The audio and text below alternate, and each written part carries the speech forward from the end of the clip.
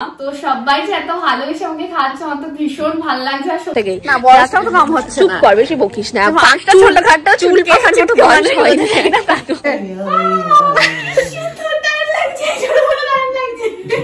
খুব সুন্দর আয়োজন, খুব সুন্দর লাগছে। শুধু খাওয়াই না, সাথে আবার গিফট নিয়েও বাড়ি যাবে। প্রত্যেকটা রান্না খুব ভালো হয়েছে। Hello everyone, welcome to a new blog. তো বিয়ের প্রস্তুতি তো বাড়িতে চলছে একদম জোর কদমে, মাত্র আর কয়েকটা দিনের অপেক্ষা। এর মধ্যে আমাদের বাকি সমস্ত কাজগুলো সারতে হবে একে একে। তো সকালে উঠে আমি আর বোন প্ল্যান করে নিচ্ছিলাম যে আজকে আমাদের কি কি কাজ আছে, কি কি কাজ সারবো। তারপর আমরা চলে গেছিলাম হাই স্ট্রিটে ফুলের দোকানে ফুলের অর্ডার দিতে। হালদিতে তো ঠিক করা হয়েছে এরকম রিয়েল ফ্লাওয়ারেরই জুয়েলারি পরবে, তো সেই মতোই কিছু অর্ডার করে আসলাম। তারপর গেলাম কসমেটিক্সের দোকানে। কত কিছু তো লিস্ট করে নিয়ে গেলাম, এই যে অনেক কিছু।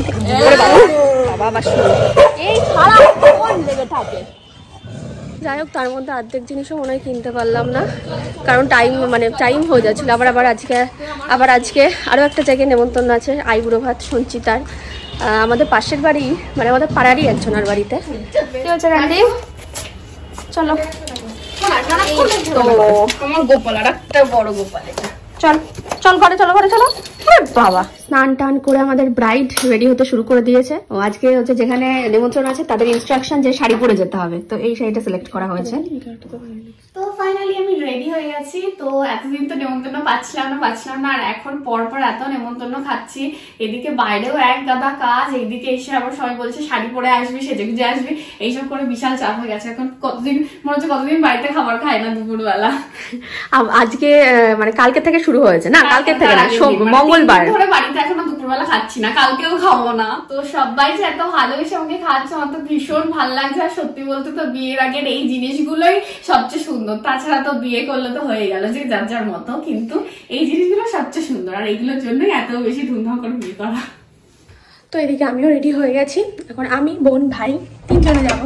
আজকে আমরা একটু বেশি তাড়াতাড়ি রেডি হয়ে নিয়েছি।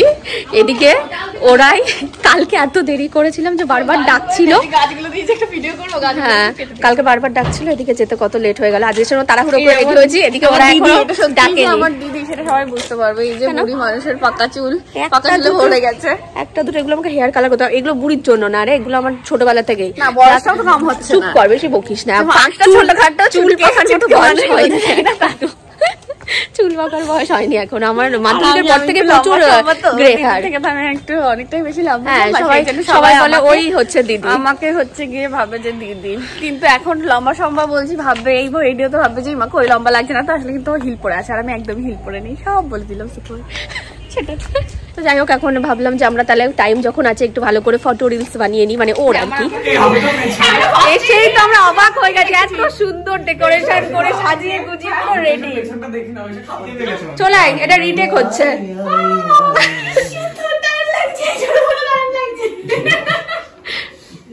বসে আছি, ঠাকুর মশাইয়ের কোনো খোঁজ নেই। এই যে আজকে হচ্ছে খাওয়াচ্ছে, এই বড় মা খাওয়াচ্ছে অনির্বাণ, ও হচ্ছে এত সুন্দর সাজিয়েছে, ওর তো ডেকোরেশনেরই বিজনেস আর কি। আর এটা হচ্ছে যাই হোক, তাতেই কত সুন্দর লাগছে, হ্যাঁ। আর এটা হচ্ছে অনির্বাণের ভাই অর্ণব।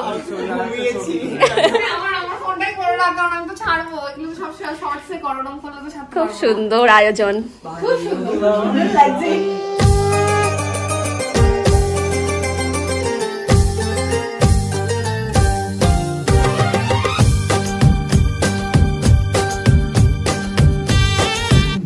কত নম্বর বাড়ি? এটা কত নম্বর দিদি? এই পর্বত 3। তুই খাবে, আমি হিসাব রাখবো। 5। এই আমার ফোনটা লম্বা করে ভিডিও এই না, এই ধরো এটা কি দেখো তো, আমার ফোনটা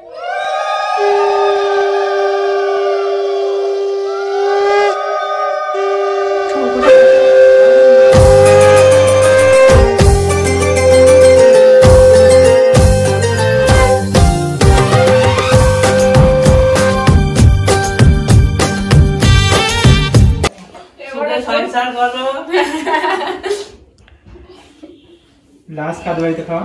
লাস্ট নিজের বাড়িতে, না নিজের বাড়ি রাখো, যাবে নুতাই রাখবি বড়। বলবো তোর যেটা পছন্দ হচ্ছে, দুটো অপশন দিয়ে দিয়েছে বড় মা। একা একা পছন্দ করতে না পারে আমি শুধু হটে শুধু কালো দেখবো। এই যে গিফটটা দেখি দে। হ্যাঁ শুধু খাওয়াই না, সাথে আবার গিফট নিয়েও বাড়ি যাবে।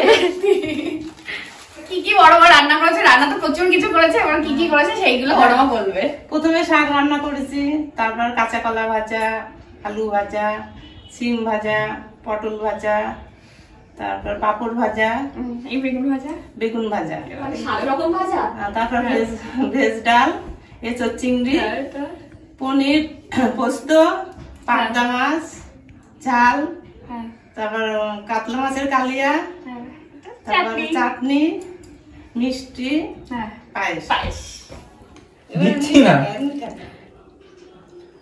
দাঁড়া তুই চুষে কেন ধরে দাঁড়া। এটা ফটো তোলার জন্য হোল্ড কর। সবাই একবার করে খাইয়ে দিচ্ছে।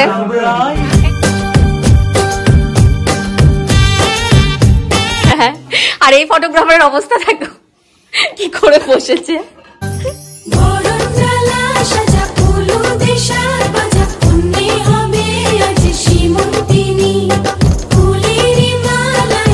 সবাই মিলে একসাথে খেতে বসে গেছিলাম, খাওয়া অলরেডি শেষও হয়ে গেছে, ভাই তো খেয়ে দিয়ে উঠে পড়েছে আর ওরাও।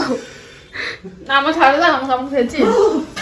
কেমন খেয়েছিস, তোর এই খাওয়া থালা দেখাবো আমি। আকাশের থালাটা সবথেকে নোংরা। কেমন খেলি বল।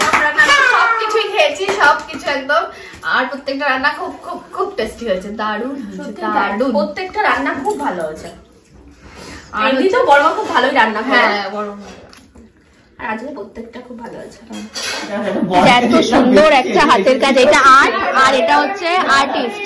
এই সুন্দর মাটির থালাটা কি সুন্দর করে ডিজাইন করেছে, মানে এঁকেছে আর কি। এটা কি দুর্গা ঠাকুর, আর হচ্ছে তার কোলে গণেশ বসে আছে, খুব সুন্দর লাগছে। এটা ঝুলিয়ে রাখলে দারুণ লাগবে দেখতে। সাথে আবার বেঁধে বেঁধে নিয়েও যাচ্ছে পায়েসটা। হ্যাঁ পায়েস আর মিষ্টিটা খেতে পারিনি, সেই জন্য আবার দিয়ে দিয়েছে। না পায়েসটা খেতে পেয়েছিলাম, তাও এমনি বাড়ির জন্যই দিয়েছে আর কি। আর মিষ্টিটা হচ্ছে গিয়ে খেতে পারিনি, খেতে পারিনি। অত কিছু খাওয়ার পর মিষ্টি আর খাওয়া যায় না, কিন্তু তাও সব খেয়েছি, সব টেস্ট। হ্যাঁ আমিও সব মানে সব মেনু মানে খেয়েছি, সব মেনুই টেস্ট করেছি, আর প্রত্যেকটা খুব ভালো হয়েছিল।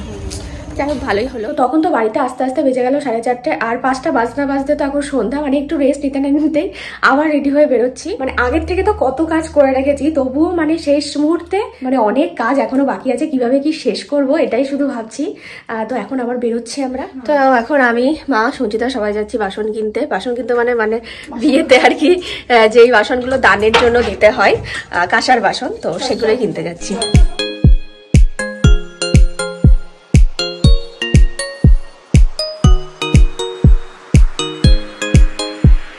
আমাদের হিন্দু ধর্মের বিয়েতে মেয়েদের শাখা পলা পরার একটা রীতি রয়েছে। আমাদের এই হিন্দু সমাজে বিয়ে কখনোই সম্পন্ন হয় না শাখা পলা ছাড়া। তো আজকে আমরা গেছিলাম বোনের জন্য শাখা পলা কিনতে।